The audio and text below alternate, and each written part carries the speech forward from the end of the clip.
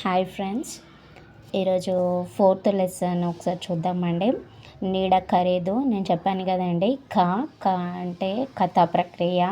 ఇక్కడ చెప్పాను కదండి, అంటే కథా ప్రక్రియ ఈజీగా గుర్తుంచుకోవచ్చు. మా నీడ ఖరీదులో ఇలా ఉందండి. ఉద్దేశం ఏంటంటే ఇతరులను మోసనం చేయాలని చూస్తాడు. అతనికి తగిన బుద్ధి ఎలా చెప్పాలో తెలియజేయడమే ఈ పాఠం యొక్క ఉద్దేశము. ఇదంతా స్టోరీ అండి, కథ కదా.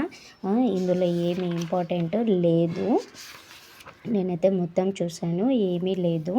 కథా ప్రక్రియ అనేది ఇంపార్టెంట్. ఇక్కడ చూడండి, భాషను గురించి తెలుసుకుందాము. నేను చెప్పాను కదండి, విద్యా ప్రమాణాల్లో లాస్ట్ చివరిది ఆరవ విద్యా ప్రమాణము భాషను గురించి తెలుసుకుందాము. ఈ ప్రక్రియలో కొన్ని క్రియాపదాలు ఉన్నాయి. క్రియ అంటే ఏంటండి? పనిని గురించి తెలిపే దానిని క్రియ అంటాము. ఇది రెండు రకాలు, ఒకటి సమాపక క్రియ, రెండు అసమాపక క్రియ. సమాపక సంపూర్ణం, మొత్తం అన్నట్టు, అంటే పని మొత్తం అయిపోతే దాన్ని సమాపక క్రియ అంటాము. మధ్యలో పని ఉంటే, మధ్యలో సగం పని అవుతే దానిని అసమాపక క్రియ అంటారు. ఇక చూడండి, ఫర్ ఎగ్జాంపుల్, చూశాడు, కాలిపోయింది, పడిపోయాను, అంటే ఇవన్నీ కూడా అయిపోయాయి.